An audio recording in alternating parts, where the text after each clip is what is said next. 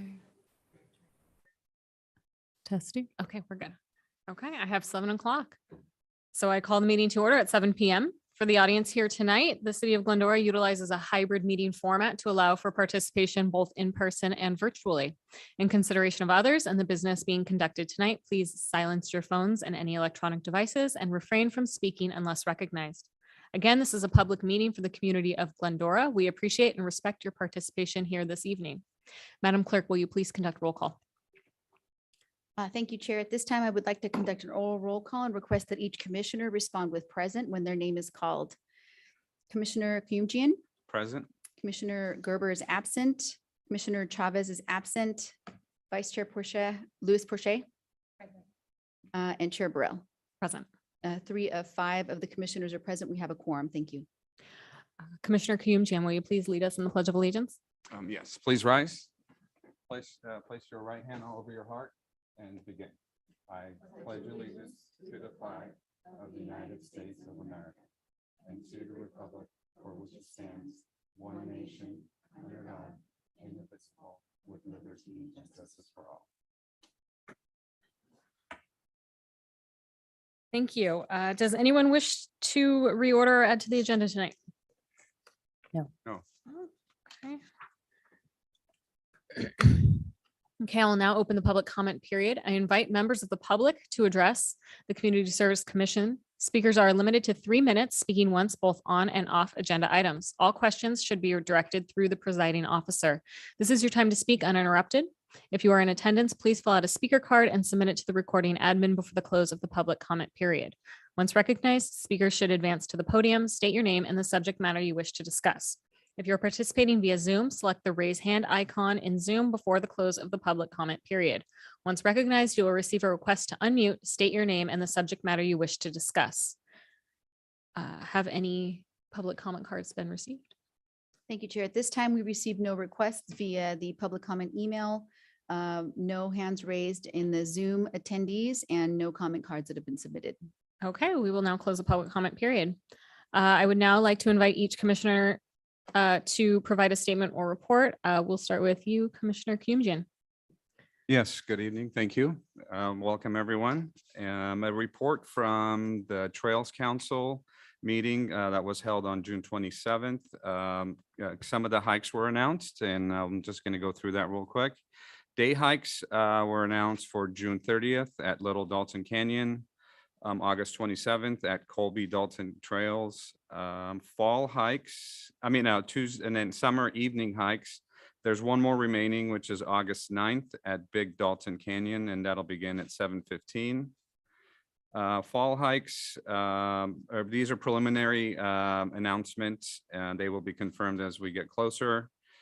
September 24th at Big Dalton Canyon at 8 a.m., October 29th at 8 a.m. at South Hills Wilderness Area, and November 26th at Little Dalton Canyon.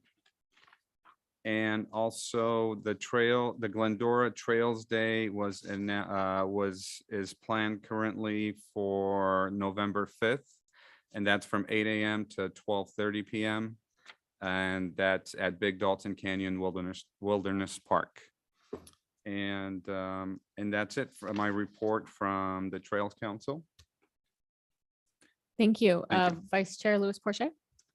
Thank you. So on June 24th, the La Fecha Center hosted the Older Americans event, which was a beautiful celebration of our community members. They featured the Habit Truck and lots of goodies, including ice cream. Wonderful resources were tabled, and we had a great turnout. So I want to thank the La Fecha Center for hosting that event. Other than that, I don't have any additional, unless Debbie, you want to add to what's been going on? Okay, thank you. Thank you. I only have concerts in the park.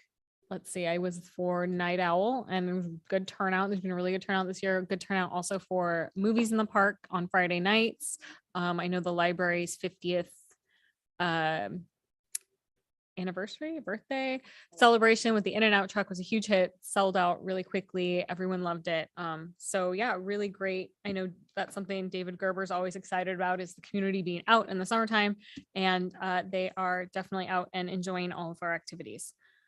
So that is all that I have to report. So we will now, I would like to call on Human Services Superintendent Debbie Lopez to provide any reports. I don't have any at this time. Thank you. Thank you. Okay, so we will now move on to the selection of the chair and the vice chair per resolution CC 2019-04. I'd like to turn the meeting over to the clerk who will conduct the selection of the chair and vice chair. Thank you. At this time, I declare the office of the chair and vice chair vacant. Nominations are now in order for chair. Are there any nominations for chair at this time? I would like to nominate Commissioner Louis Porcher for chair. Thank you. Commissioner Louis Porcher has been nominated for chair. Are there any other nominations for chair? Hearing none, I declare that Commissioner Louis Porcher is chair and elected by acclamation. Congratulations. Thank you.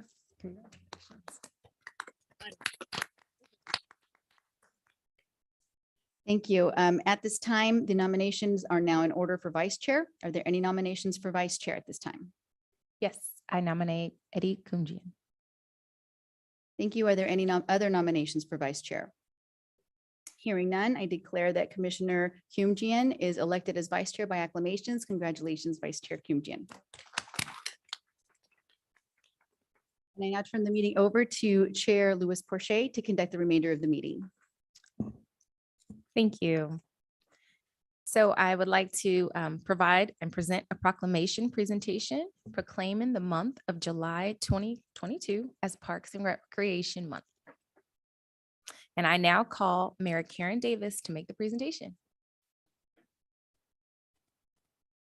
Thank you, and congratulations to the new chair and vice chair. And thank you to all of you for the service that you provide on behalf of the city. We appreciate it. I'm here tonight on behalf of the City Council. And as we celebrate Parks Month, we know that nature is not a luxury, it's a necessity.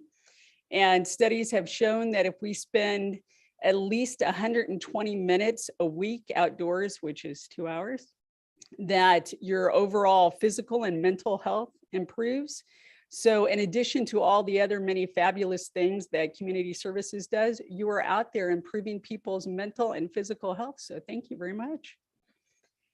Tonight, this proclamation reads, whereas parks and recreation programs are an integral part of communities throughout this country, and whereas Glendora is home to roughly 19 miles of hiking, equestrian, and multi-use trails, and 14 parks where individuals come to enjoy the outdoors on a regular basis, and whereas Glendora's many parks and trails offer space to enjoy recreational activities for popular sports, hiking, bicycling, and activities designed to promote active lifestyles, environmental education, and increases social connections.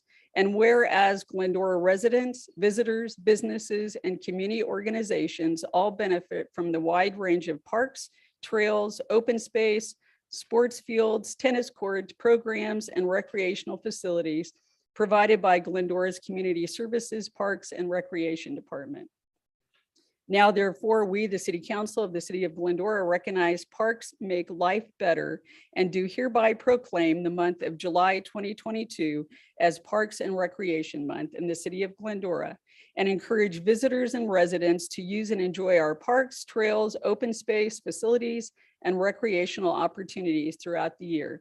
And witness whereof I have hereunto set my hand and caused the seal of the City of Glendora to be affixed this 21st day of July 2022.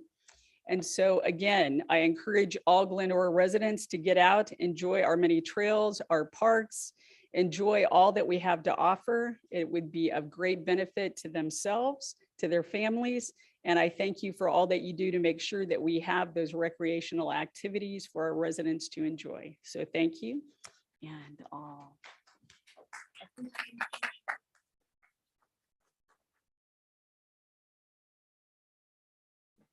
And on behalf of the Community Services Commission, Mayor, we appreciate you and we thank you for this. All right, so we are going to now move to public hearings. We have an appeal of the tree removal request, and it's a denial at 550 East Foothill Boulevard. I declare the public hearing open, and I invite Assistant Public Works Director Michael Sled, how do I pronounce your last name? Sled, to present the staff report. I invite you also, and I'll be inviting Roy Rodriguez, the appellant, to address the commission once you. Yeah. Well, good evening, commissioners. Thank you for allowing me the opportunity to present to you tonight on the appeal of the tree removal request denial at 550 East Foothill Boulevard. Next slide, please. So to start off, I'll just quickly review the 9 Glendora Municipal Code criteria that tree removal requests are regulated by. Go mostly in order, but save criteria number 4 for last, since it's the one that the appeal is being based upon. So the first one would be that the tree is dead or is determined to be in a state of severe decline such that it presents a high risk of failure and is likely to cause damage to property or injury to persons. So that one's pretty straightforward. Number 2 would be the tree has acquired an infectious disease or is infested with an insect that is declared to be a serious pest threat to other nearby trees after consideration of alternative infectious disease and pest control remediation measures, requires removal. The tree is healthy but presents an immediate threat to the public health, safety, and welfare. A tree removal is determined to be the only option available. The examples given there are that ones that are actually in the code. So typically it would be something like if a car ran into a tree and it was, about to fall down or something along those lines. Next slide, please. So skipping past 4, as I mentioned, 5 would be the tree needs to be removed to facilitate hardscape repairs. It cannot be completed without severe root pruning, which would jeopardize the health and stability of the tree. That one would typically come up either with sidewalks or streets where it's lifting it, and to make the repair, we're going to have to cut out so much roots that it would destabilize the tree or that it's going to basically kill it. 6 would be the tree repeatedly damages surrounding hardscape within 2 years after repairs. So again, that's similar to the other one. It's just we keep having to make repairs, and so it's kind of more of a cost judgment necessarily than it's going to be needing to remove. 7 is the tree is causing structural damage to a building. Again, that would typically be where the tree is close to a structure and the roots are lifting the foundation or something along those lines. 8 is where the cost of maintaining certain species of trees cannot be justified with respect to the environmental and community benefits such trees provide. Different types of trees have different maintenance costs. So palms cost a little bit more than regular trees cost to maintain. The ficus trees down here cost a lot more than regular trees to maintain. So that would be more of looking at an overall just type of species. And then 9 is kind of the catch-all, any other criteria that protects the public health, safety, and welfare, and is consistent with promoting the city's policy to protect and preserve a healthy urban tree forest that provides valuable benefits to our environment and to the quality of life in Glendora. Next slide, please. So finally, number 4, which is the one that the appeal is being based on, which is that the tree is a threat to the public health, safety, and welfare because it impairs visibility for pedestrian or vehicle traffic. Removal should be considered only if tree pruning would severely disfigure the tree as applied to applicable tree industry standards. Next slide, please. So after reviewing the criteria, we'll move on to the assessment. So the trees in question are mature California fan palms located in front of the appellant's house at 550 East Foothill Boulevard. They're planted at least as early as the 1960s based on historical aerial photography. The house was built in 1960. It's probably our guess that they were installed with the building of the house, but we don't have a 1960s photograph that we were able to find. So we had, I think, 64, and they were in that. So staff evaluated the trees based on the code's criteria, including parks staff and engineering staff. And based on our evaluation, did not determine that removal will be appropriate. For tonight's discussion, we'll primarily focus on criteria number 4, since that is what the appeal is being based upon. But for the other ones, for criteria 1 and 2, I'm a certified arborist. Our park supervisor is also a certified arborist. So we went out there and looked over the trees. It wasn't really in question that they were in bad health. So they're generally healthy. There's no diseases or infestations that are apparent, not at a risk of falling. There's no there's no emergency, or else they'd already be gone. No hardscape or building repairs needed right now that would require cutting out the roots to where it would necessitate removal for hardscape or a building. So criteria is 5, 6, and 7. As I mentioned, palm tree maintenance is slightly higher than regular trees, but it's not something that the city's determined to be like, oh, we're going to get rid of all palms because they're too expensive to maintain. And then for criteria number 9, it's kind of, that would be usually something that presents itself as an argument that maybe was not in the code. So there's nothing that we identified out of the air to justify that. Given that, for criteria number 4, I will turn things over to Alexis Escobar here. He's from our engineering division, and he's the one who assessed the visibility question. Thank you. Thank you, Michael. Good evening, commissioners. So yeah, we performed a intersection site distance analysis at this location on the east driveway. And these are primarily intended for intersections, but we'll do it on a driveway just as the guidance. We performed 2 analyses, one taken at 14.5 feet and one at 18 feet from the decision point. The decision point is going to be at the bottom right corner of the triangle. Now, the intersection site distance is a function of the posted speed limit. We do have a line of sight between the decision point and 400 feet, a vehicle 445 feet away from the decision point. Now, from field observations, we also know that drivers typically tend to adjust their decision point so they can start scanning the roadway before they get too close to the roadway, and they, inch closer towards the roadway before they turn. That's typical in any driveway, alley, stop, control intersection. That's driver habits. And in this case, they also have the west driveway, in which case they would only have 1 tree to their left side. Okay. We also reviewed the collision data in the last 5 years, which is typical a review period. There were 4 collisions that were at the nearby intersections. The other collision was a rear end, which was about 450 feet to the east of this location. And none of these collisions were attributed to the topographic features around the driveways.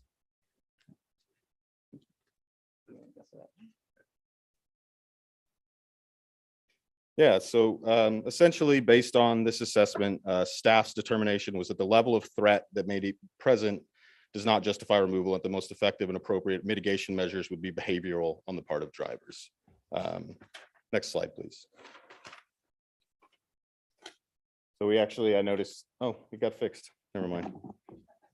The copy of this I had said that the city council. So yes, our recommendation is that the Community Services Commission, in accordance with chapter 16.22 of the Glendora Municipal Code, hear and consider all evidence and testimony relevant to the appeal of denying the removal of city trees located in front of 550 East Foothill Boulevard and make a determination regarding the appeal. I didn't put 16.22 in here as part of the recommendation because it would have been really long, but it is in your staff report. Thank you very much. And now That's it. Okay. Anything further? No. Okay, great. Thank you very much. I now invite appellant Roy Rodriguez to address the commission. And please note, per the resolution allowed, there is 10 minutes to speak. Thank you. Good evening, commissioners.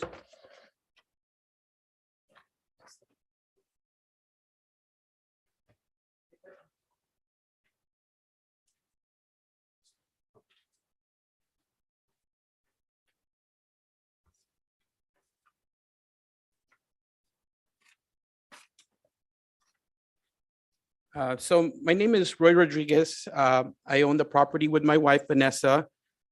We lived here for 3 years. We're used to living on a busy street. Prior to living here, we live on Huntington and Mayflower and Monrovia. So we were used to the traffic. However, when we moved here, we had a couple of near miss. We're pretty good drivers. The traffic here is posted 40 miles an hour and then turns to 35 miles an hour. There's no sidewalks. There's a couple of houses on the south side of Foothill.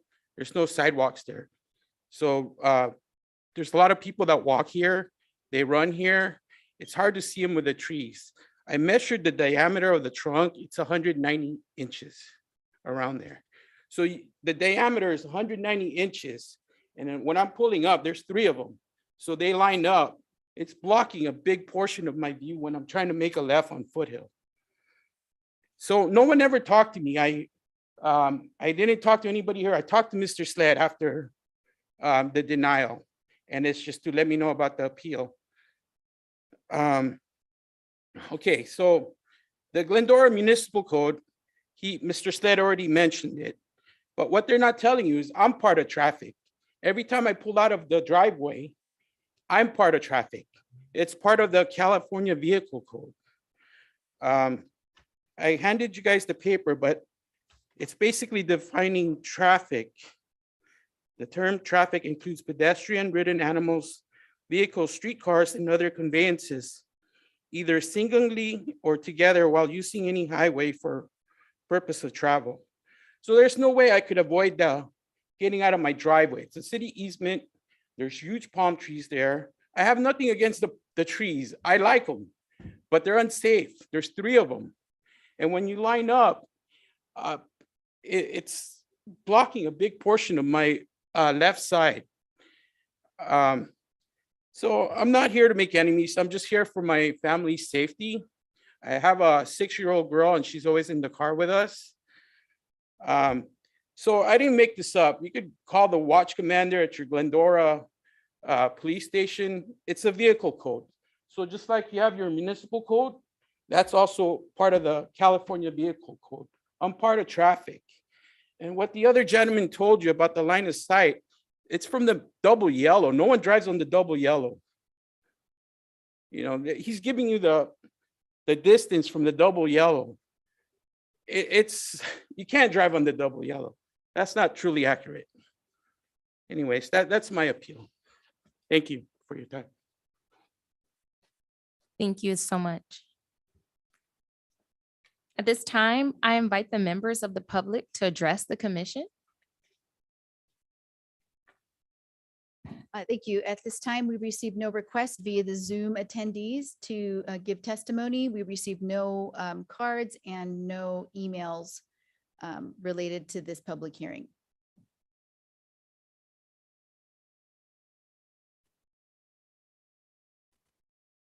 Okay, so thank you. At this time, we know that there are no Zoom participants that wish to provide public testimony. So I invite So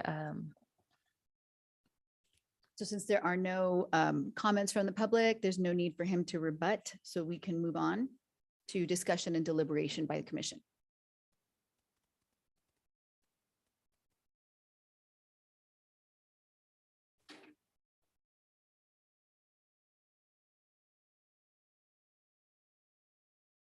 with Mike on, you said? Okay, so, okay. So, Commissioner, I can't. I want to say chair, but Commissioner Burrow, do you have any commentary?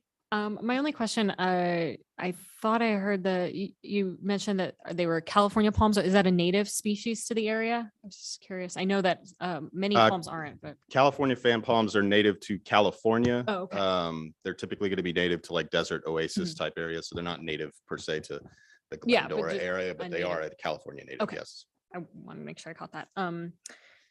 That was my only question. Other than that, they're roughly 70 years old, and in reading the documentation that we received beforehand, I noticed that they're quite similar to the oaks. You know, growing up, I grew up on that street, and parents had a huge oak in front of their house, probably greater in circumference than the palms. But all of Foothill has I don't know what the term is, but a parking lane or a bike lane. And we would creep out into that past. And in looking at the images of this house via the satellite and driving by, that is still there in the street. So there is that kind of buffer space past the trees to continue to creep out and look. That was my one observation in viewing it in person. I think that's all of my questions and comments for right now. Vice Chair Kumjian, do you have anything to? Yes, thank you, Chair. Just a couple questions. When these were planted, it was early 60s. So I'm assuming it's about 50 to 60 years old. Yes, they're present in, I think I don't know if it mentions in the council report, the earliest photography that we were able to find, there's basically late 50s and there's nothing there, right? There's no house. And then they're there, I think in 64. Right. And the then- house was built in 60. Okay. And when they were planned, was there a plan, when they were planted, was there a plan in regards to the type or was, or? Not that we've No. identified. And no. is there a historical reasoning or is there a historical planting behind that? Or nothing, nothing? Not in that I'm regard? aware of, no. All right. I don't think we have a street plan of this type of tree goes here, this type of Right. tree goes there. Right. Something worth working on, but we don't Yeah. have one right now. And in Commissioner Burrell, you mentioned the bike lane and I saw that. I drove by it and then in reading the report, that bike lane's about 3 to 4 feet. I think wide enough to park. Yeah, Mhm. okay. Oh, it is, okay. Yeah. All right. And has there been any, I mean, obviously, there's a lot of trees on Foothill. And has there been other complaints in this regard? Complaints like this? Not that I've as- received since that the I've been city's here. received? Okay. Any further? Right. Further? No? Yep, Okay. thank you. That's it. Thank you for that. You asked a similar question, and first I want to thank Mr. Roy Rodriguez for stepping forward and making this application for your family and your household. You can stay, Michael. I wanted to ask, how long do the trees live? That you California know of? fan palms? Yeah, They can live a really long time. longer than us, probably. So Yeah, I mean, they're already pretty old for people. I mean, they're not showing any signs of decline or anything, so. okay. And then in the vicinity, I don't know, whatever a reasonable vicinity is, have any trees been removed? I know, though, that a tree at the park did come down over the last summer. I believe it was last summer but that was unrelated. I'm just There saying. was a large oak tree relatively near here that was removed, that was blown over During the, and failed. There was winds. another one that during the windstorm, it didn't fail, but when we went out and inspected it, you could tell that it had heaved and it was starting to lift the concrete. Like there was fresh cracking of the concrete and it was determined, I mean, it was sad, but it was determined like it's probably get another big windstorm. There's a good chance that it'll go over and it would have landed basically on top of the house. So otherwise, those are the two major removals I know along there. and the last question I have is, are trees generally regularly inspected? Like, is that the city's responsibility or the homeowner? How does that? So I mean, there's passive inspections of people. We have people driving around all the time. We inspect them anytime we get requests. They get regularly maintained actually palm trees, just recently, prior to our current contract, which we entered into the current one, the beginning of last year, fiscal year. So now under the current thing, we prune palms every 2 years. So they're getting inspected at least at that. Every palm in the city is getting looked at. Prior to that, they were every 3 years. Different cities do it differently. I've seen some cities do it as frequently as once every year. I've seen other cities that do them on the same frequency as our other trees. So our regular trees get pruned 5 times or once every 5 years. Is like the routine pruning, unless something comes up that we need to go and prune them in between then. Okay. And thank you. And that's not at the direct expense of the homeowner, right? That's the No, city. no, covered. that's part of our standard contract. Cool. Okay. Thank you for that. I know that a lot of things can kind of block our view. And as you were talking and I was thinking about cars, even cars parking on the street as we're pulling out of our driveways. Many of us know that there might be a car to the left and a car to the right. And certainly, I mean, if I could ask those cars to move, I would. But I do recognize that you mentioned that it's a role of us as pedestrians to kind of gauge and make safe transitions into lanes. So Yeah, I would say it's less the pedestrian than a person leaving. I meant the your driveway. yeah, sorry, correction. Yes, but driver, not pedestrian, but yes, absolutely. So I want to thank you for that. And I want to close the public hearing unless there are any further comments from anyone else. Nope. Okay, so I want to thank you so much. I want to close the public hearing and request a motion. So at this point, you're going to be voting either to approve the appeal or to not approve the appeal. So, all right, and our recommendation, right? And then, Yes. Okay, so just to make sure, if we approve the appeal, You The can tr- motion to deny the appeal, and then we can take a Okay. roll call, or you can motion to approve the appeal, and then we can take a roll. okay, okay. Okay, and do I need to read the recommendation, which is in accordance? And no, you do Okay. not need to read. the Okay. recommendation. Got it. and so any of us can, do I need to do it on the screen? Yes, go ahead Okay. and make a recommendation. If you want to go ahead and motion, what are you going to motion? Somebody's going to motion what they want to Not motion. seeing the, The, I just have notes. the agenda. Am I in the wrong Mhm. spot? Oh, there we go. So would somebody like to make a motion? Yes. I motion to deny the appeal. There a second? I second. Okay, can we use the voting module for that? Yes. Wonderful, thank you. I'm going to open the vote. Now that is a motion then to deny the appeal. Roll call be Commissioner Burrell, Yes. Commissioners Chavez and Gerber are absent, Vice Chair Kumjian, Yes. and Chair Louis Perche. Yes. And that passes 302. Thank you.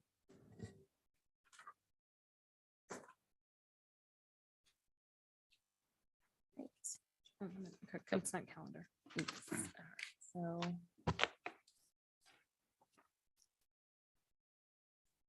The items on the consent calendar is what we'll be going for now, this time. Can you Okay. keep reading all the orange part? Okay, right. So waiting for the thing. Okay, so we're moving on to the consent calendar, and the items on the consent calendar will be enacted by one motion without individual discussion unless a commissioner has requested, thank you, it be removed for separate discussion. At this time, does anyone wish to pull or comment on any consent calendar items? No. Okay, so I request to pull the items and a motion to, is there a motion to approve? I make a motion to approve. I second. Thank you. Where is that opened on the? I'm- Not doing it. Hold on a second. Oh, there, I need to be like that. Okay. I'll figure it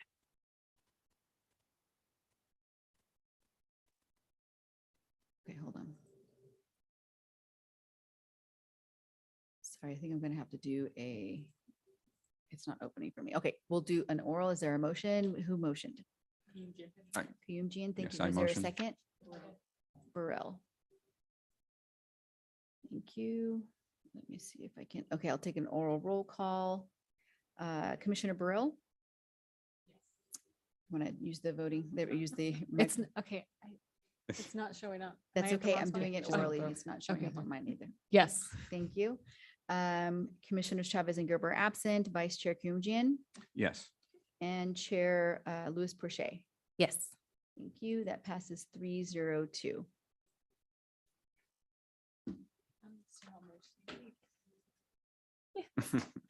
All right, thank you. So at this time, we're going to review the minutes from June 16th, Community Services Commission meeting, but no.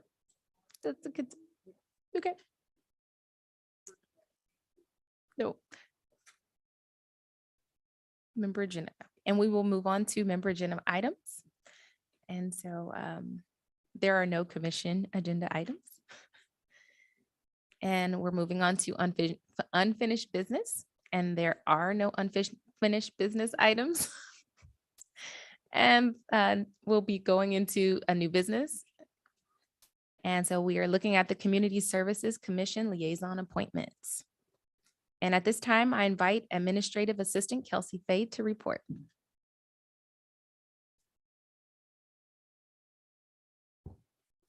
Good evening, Commissioners.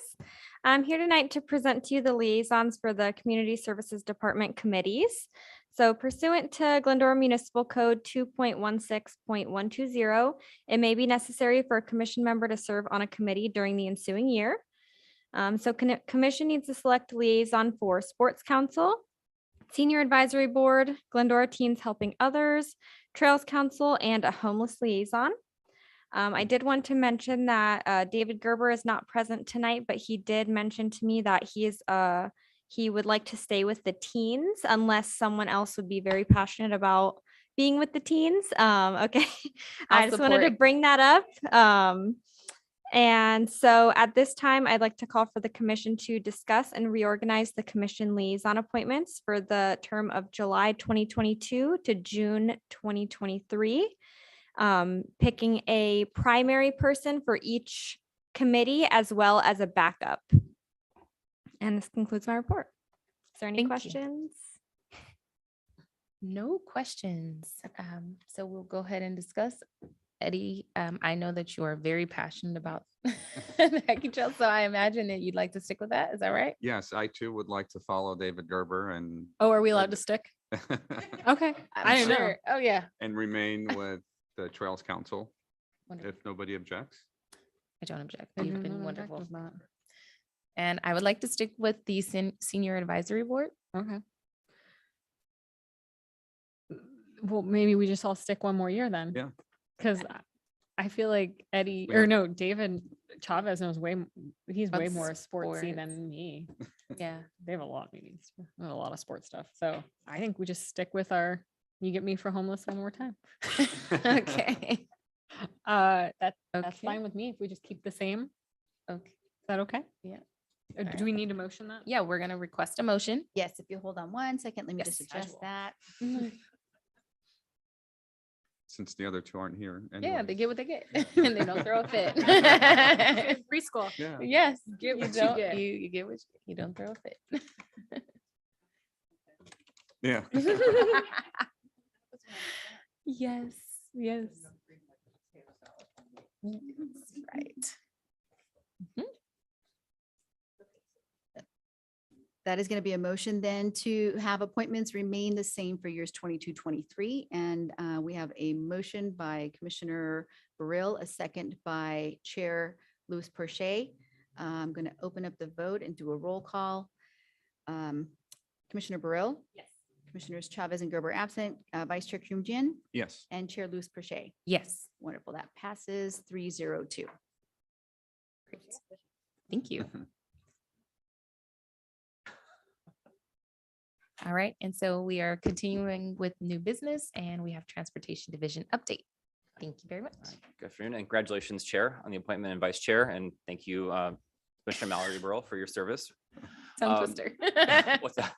Said it's a tongue twister, not I saying know, Chair right? Burrow. Yes, so we'll work on it. So my name is Stephen Mateer. I am the Transportation Manager for the City of Glendora. This is our quarterly update. I apologize, we missed the last quarter, so we're back in August for our presentation.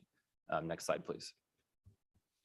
Just as a brief reminder, we offer a number of services and have a number of roles throughout the city. So our primary role is operating our transit service, which is our dial-a-ride and fixed route, which serves commuters, and our midday shuttle, as well as primarily for school students throughout the city. We also do long-range transportation planning, which includes our bike and pedestrian programs, coordination with the Gold Line Authority, Metro, all the players. And as I mentioned, the coordination as well as compliance for our air quality reporting, reporting on our performance with our special funds. Next slide. So an overview, we've been very busy over the past year.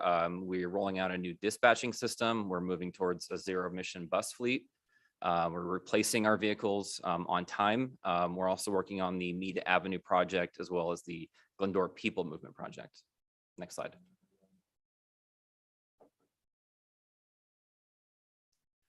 So I mentioned we have a new dispatching system that we're operating. We've been using the past system for probably 5 to 10 years. It was very dated and didn't do a whole lot. So in 2019, we secured a grant from LA Metro to buy 4 replacement vans and also to roll out a new dispatching service that will allow us to better communicate with our customers, better manage our customer request and trip load, and hopefully get a little more efficiency out of our service.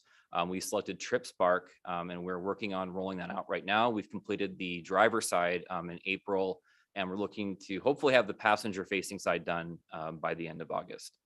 Next slide. I'll actually go back one more slide. Sorry, I couldn't remember if I added some detail on that. So what the passenger facing side is, I think this is what's the most exciting. What this will allow us to do, one, is to notify passengers by phone, text, email automatically. It does not require a dispatcher or transit staff calling them. We can let them know of service disruptions, missed trips, cancellations, you know, a great way to communicate with riders that may be hard to reach. The other thing that's really exciting is a system where anyone can make online reservations now. They no longer have to call in. So this can be done on your phone. Let's say someone's parent needs help making trips, they can do it for them online now. So this will take a load off our dispatcher and allow much easier scheduling of trips, much more convenience for our passengers. So we're very excited to get that in place coming up. And I'll be working with Debbie, we've been talking a little bit about is doing focus trainings for seniors on how to use this system. So very excited about that. All right, sorry, Lorena. Next slide now, please. So as I mentioned, you know, we're moving towards a zero emission bus fleet, and there's a number of reasons for that. One is the California Air Resources Board is requiring all transit operators to be 100% electric, or sorry, zero emission. There's now more than one technology by 2036. We are on a slower path. The bigger operators are electrifying or going zero emission sooner just because they have more money. We're in the small tier, so we are just kind of at the beginning of our journey. So as part of that, we're developing a rollout plan, which is in your packet, and that describes our fleet need, our mileage assessments, our capital costs, as well as looking at our challenges that we face. So one of the challenges we face, which we got into, is we were under contract with a zero emission bus vendor. They have since backed out. It was a 30-month delay on a delivery of the bus, which was unacceptable from a number of reasons, not least which we would lose a substantial amount of grant funding. So we've now moved to the EV250, which will be on the next slide.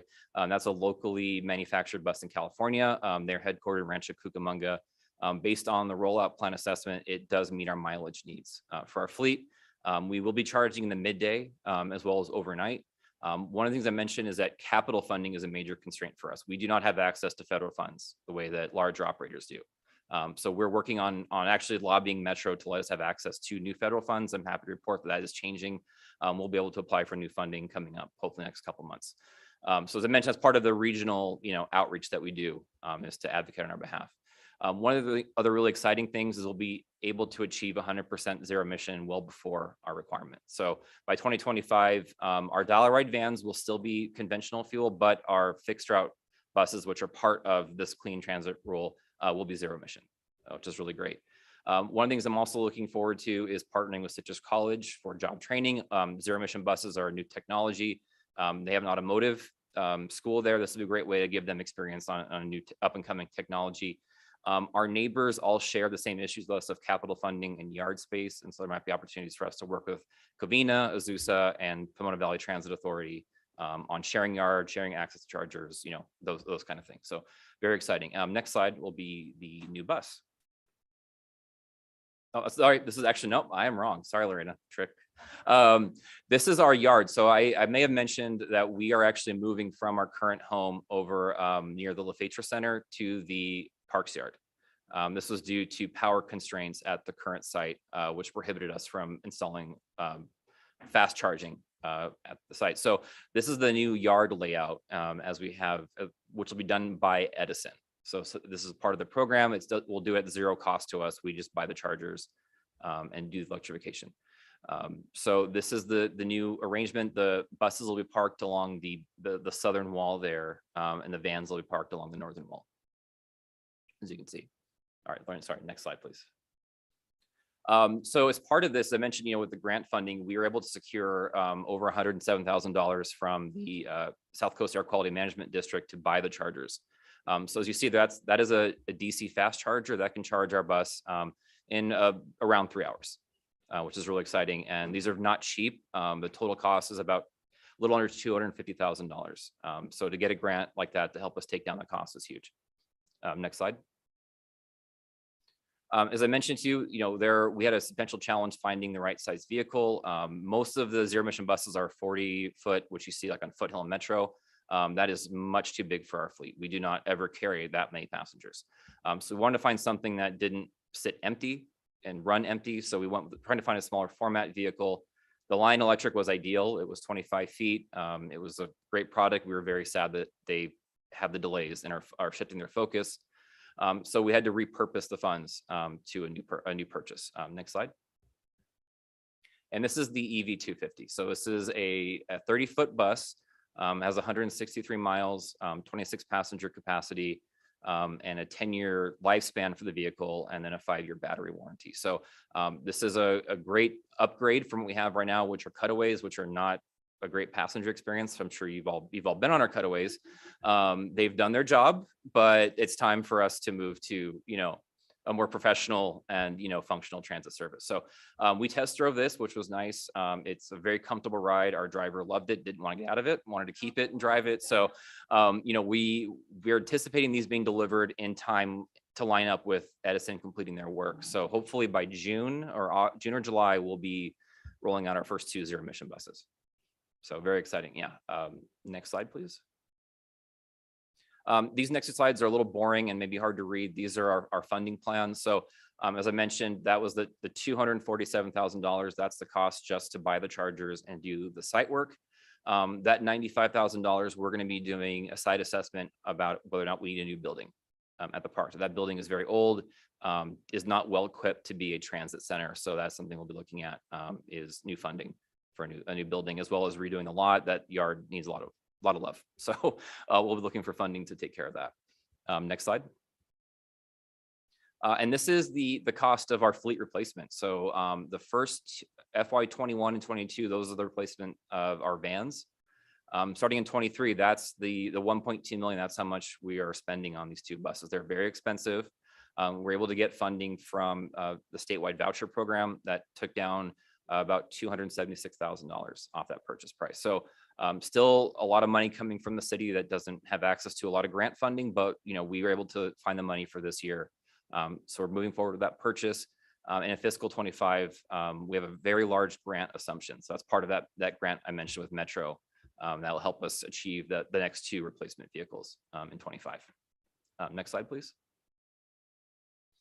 Our other favorite project is the Glendora People Movement Project, which is a marriage of our urban trails and our first last mile program. It's $21 million investment. It's 10 miles total. We've been able to secure a little over $8.5 million in funding.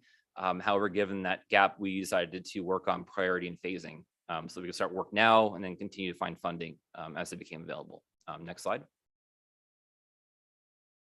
Council directed staff to work on scenario 1, which includes the Glendora Avenue project, Little Dalton Urban Trail, and completing the San Dimas Wash, which is phase 2 and 3, which we're in design right now on. This requires another $1.8 million to complete for a total cost of $1.3 million. Next slide, please. And just a reminder of these are, when we say these improvements, this is what we're talking about. So this is Glendora Avenue at Ada and the post office. This is probably our marquee project because it will be a substantial transformation of the street. We're bringing the traffic down to 1 lane each direction, adding a roundabout here at this intersection, and enhanced crosswalk and landscaping. Next slide.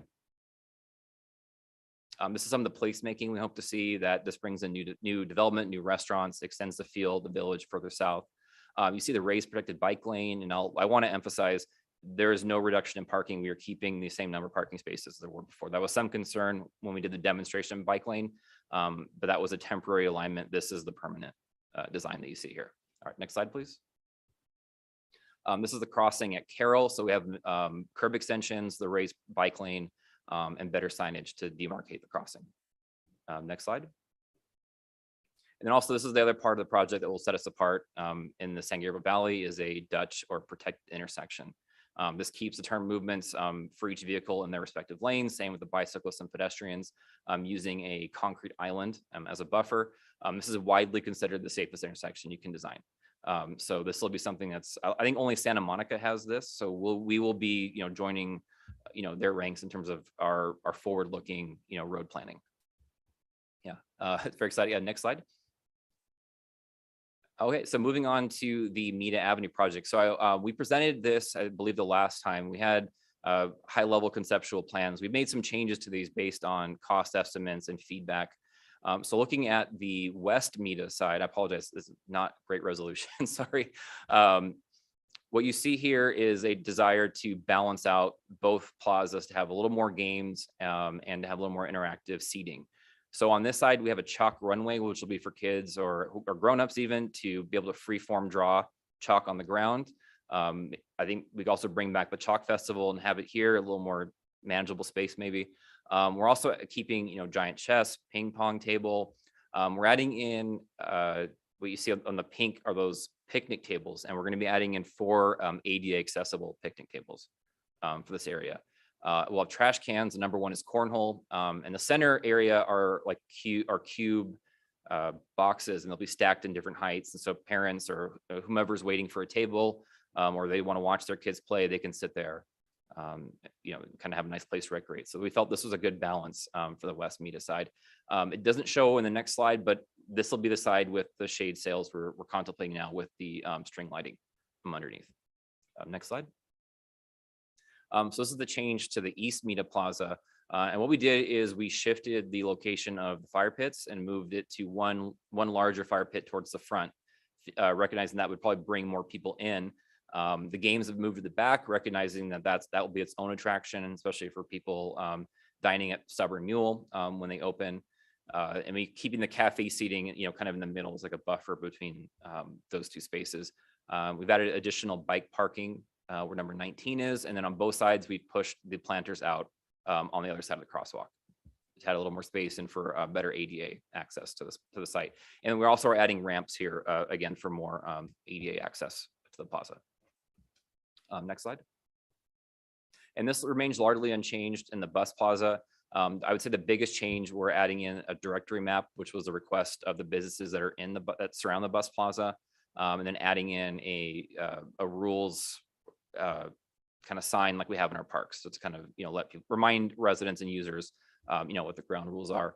We're maintaining the cafe seating, the umbrella, the balloon canopy shade through here, as well as the string lighting that are coming in. Next slide, please.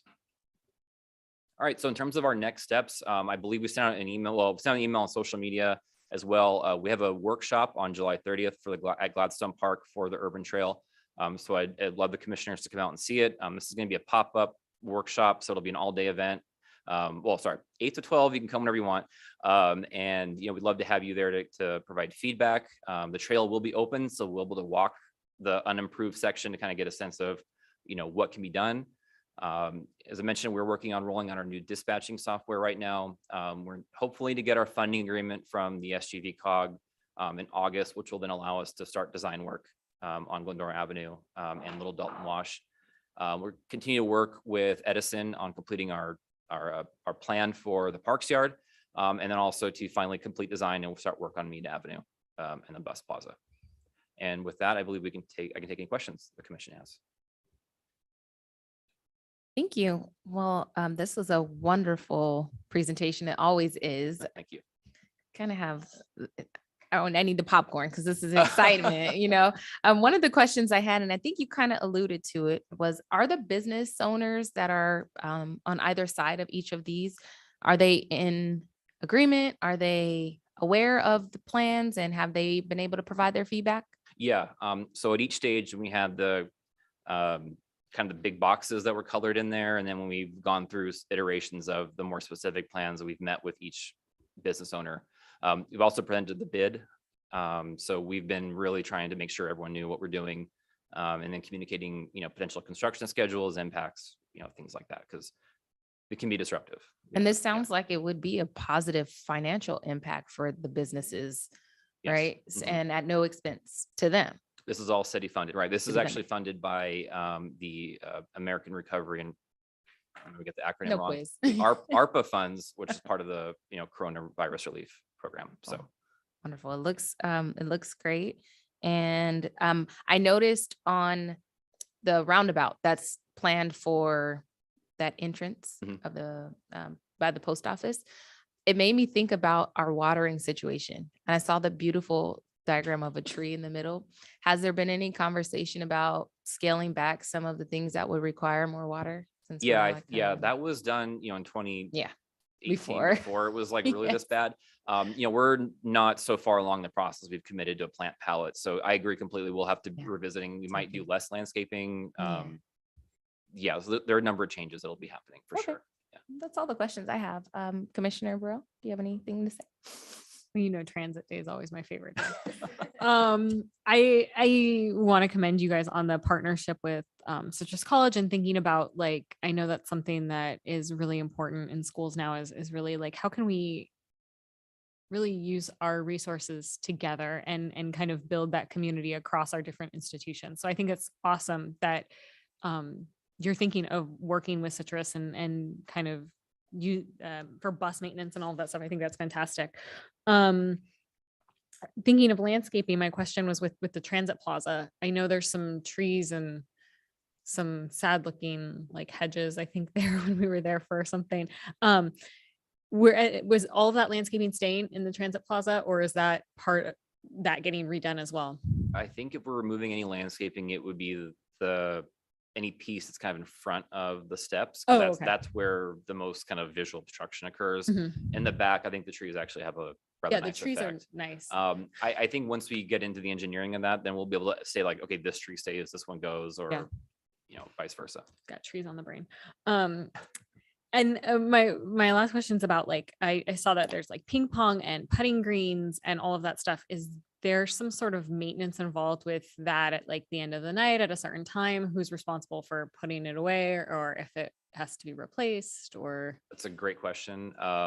That's in progress. Oh, okay. Thankfully, one of the property owners put out Jenga and cornhole, and nothing's walked off. Oh. So that gives me some hope that this might be something that's I mean, I feel like you're gonna have people relatively- bringing their own ping pong Right. paddles and stuff for like little battles, but yeah, that was just what I thought is like. Yeah, oh, I mean, man. we want to be mindful of that. The city's not really in a position to have someone there full time. The Yeah. bid is not either. So we're trying to design something that's almost like you drop it and forget about it. And so, we might try it and see what goes. We can always move stuff around, but we will be very closely monitoring how things are going. Last thing I want is a putter thrown through a window. So, yeah. There's some things drawn with chalk. That's, yeah. That was immediately one of our- anyway. Yeah, that's all my question. Excellent job as always. Very exciting stuff. Great, thank you, Mr. Mateer. I appreciate your presentation. Just piggybacking on Commissioner Burrell's cleaning, like the chalk area that could get messy, I guess. So is that on the city Yeah. to clean and maintain and? Yeah, I think, yes, we would be maintaining it. I mean, Allison's here. We can talk about the stormwater issue of Yeah. washing chalk off, which I think that's been a problem in the past. So, we might have some bumps on the road when we learn how this goes. And so I think it's important for us all to have a flexible mindset. This is very new for Glendora to do something like this. So, not to say we're not going to just, close our eyes and not worry about challenges, but I think, we want to see what works. And so, if we find out the chalk is not working, we can always, do something different. Great, and then a couple other things, please. The app the online reservations for, is it Dial-A-Ride or? Dial-A-Ride, yes. Dial-A-Ride, yeah. Mhm. Is that an app or is it just online? It'll be a website. Yeah, it's not an app. It's not? Not yet. Okay. Would that be further down the line? The vendor does not make one, and we've been asking for them if that's going to be a future upgrade, which if and when it's available, yes, we would be looking to purchase that. And then the EV 250, are other cities using that currently, you said, or have they Yeah. ordered? Yeah, Commerce I think they had theirs delivered. The one we test drove was for LAX. Oh, okay. So they're using theirs for their ground transportation side. I know Porterville is also using them. That's where they're manufactured. So those are the three I know for sure. They gave me a roster of their other contacts. I'm sure they're still a new company. That is the challenge with our fleet need, is that this market is not as mature as the 35, 40-foot buses. So a lot of the firms we work with are like brand new, like they're just starting up. So there's a lot of risk, unfortunately. Yeah. with But our at least it's in procurement. California, so we're supporting. Much easier. Yeah. Yeah. The Lion was manufactured in Montreal, Yeah. which I was hoping I can get a trip out of Yeah. Montreal, but they were moving their plant to Illinois, which is Right. part of their issue. Okay. What's that? Yeah. Porter. But now I'll go to Rancho, right? Or Porterville. And so that, we're hoping that their plant opening in Illinois would have smoothed out. Unfortunately, the money right now is in school buses, not in small format, but Right. public transit. So they've pushed the line, the line what we were going to buy to the very end, and they're focused on school buses right now. Now, is this smaller than the one that you wanted, or I mean, the originally planned, or Larger. larger? Yes, it's Right, 5 okay, feet longer. Okay. Yeah, it has a higher passenger capacity. I mean, I'll be honest, it is probably still larger than we need, but it's our only option right now. Okay. We could grow to it. As the gold line, we Yes, reroute, like hopefully the need increases and then we've got the right size bus. Right. Sorry, for the I may sound moment. pessimistic. It's just, I want to be mindful of, our limited resources we have and, the perception of an empty bus. Yeah, So they yeah. look pretty. They do. No, I was very impressed with the ride. I mean, it is, there's no jittering, there's no clanking. It's very smooth. We got so sick looking at Christmas Yes. lights We did. Yeah. but it's last fine. year. It's Yeah. part of the party. So hopefully by that point we'll be, maybe not this party, but the That's following one one, more we year, will but, be like, oof. comfortable ride. Well, the adage is if you build it, they will Right. come. I hope so, yes. So I think we're fine. I think we're fine. I like your We might- optimism, Yeah. yes. Plus, we've got the line coming through. We're gonna be Yes. cutting people off and doing a Disneyland style reservation system kind of thing. Again, I did note that the battery life is 5 years, while the operation life is 10. The battery warranty, Right. correction, is 5 years, and I'm sure that the maintenance of the battery is included in some sort of the cost, right? Or at least Yeah, the warranty, it's part of the cost. I can't even So imagine. we asked them about that, in their experience with their product, they've never had to do a full battery replacement. They've just replaced like a cell, which is not nearly as expensive as a full on battery replacement. So, we're pretty confident that this is at least it'll be a viable product in our time frame. we can always enact the lemon law if they don't. And Yes. it's Yeah. fine.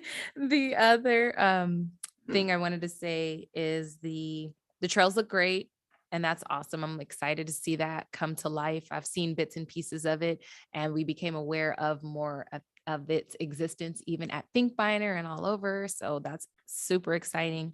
Have a recommendation Mhm. if it's not already on that small list of things that are happening at the park or the Meta Mhm. spots. Tic-tac-toe and checkers, like the giant size one. Yeah. It's a fan favorite and it's pretty easy maintenance. Even the just drawing the lines on the ground could be a human tic-tac-toe experience that would be eco-friendly. So that's just a note. Yeah, I'll pass it along. Yeah, thank you. Mhm. Yeah. Chalk. Yeah, so I'm down with the chalk, but chalk is kind of messy for the kids. But that concludes all of my questions. Are there any further questions, Commissioner Burrell? Thinking about the Urban Trails project, I think it's genius how you guys hung up the little like flyers at the, Can't take credit for that. oh, okay. Whoever did it, it's Yeah, the genius. county did. Fun story though, when we hung up our environmental notice for the San Dimas Wash, the county took it down. So I had a conversation with them about, Oh, okay. Well, I playing see, nice with our anytime I'm signs, yeah. walking, I see people stopping and looking at them. So I actually think it's a great kind of way for people to realize what that means. Yeah, Because I don't think people connect, oh, that service road next to the wash is where they're putting these trails. They just kind of think like, what do you mean? Like an urban trail? And there's kind of this zigzag line across the map.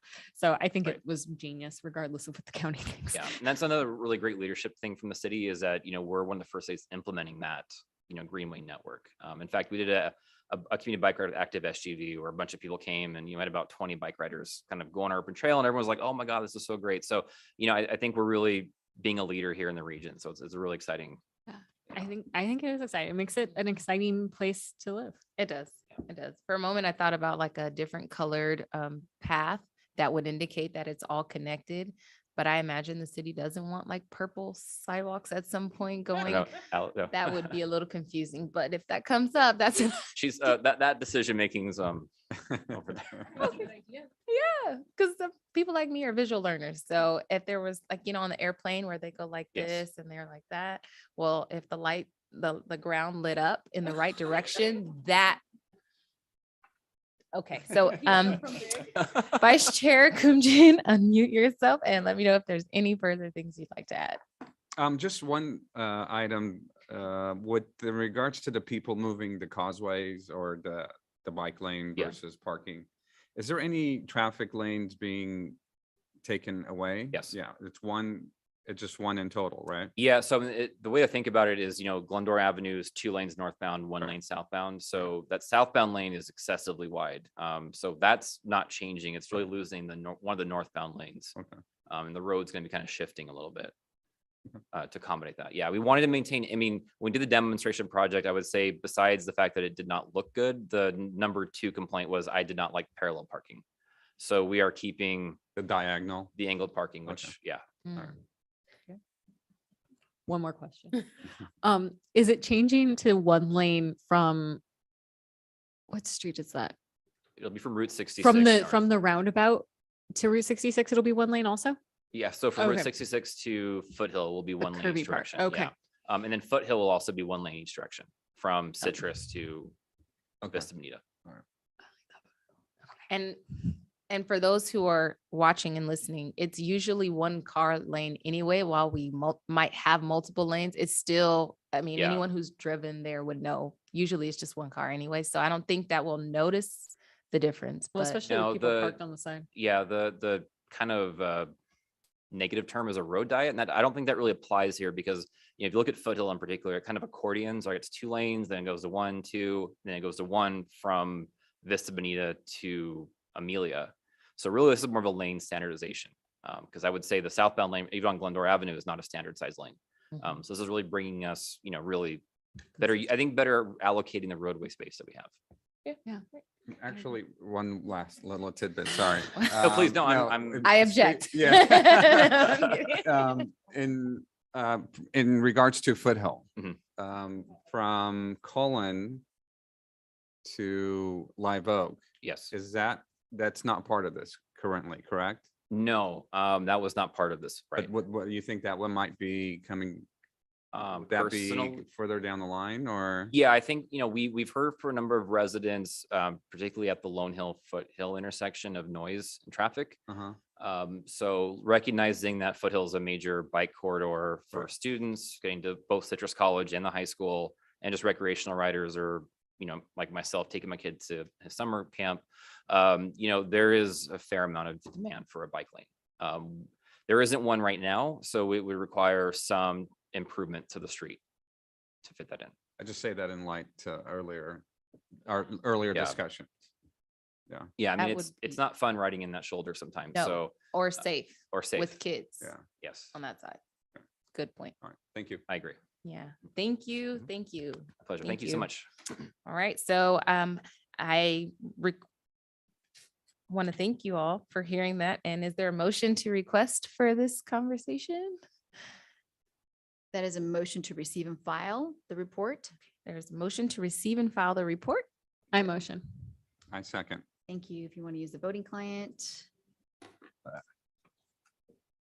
There we go. I'll take a roll call. Commissioner Burrell, Yes. Commissioner Chavez and Gerber absent, Vice Chair Jin, and Chair Louis Porcher, Yes. and that passes 302. Thank you. All right. And at this time, I invite the commission and staff to give closing comments. So I have none. Congratulations, you two. oh, thank you. Vice Chair. Kumje? Yes, well, thank you for this meeting, and I would like to thank former Chairwoman Burrell for her leadership for this past year, and congratulate Chairman Louis Porcher for her new appointment, and I wish you all the best.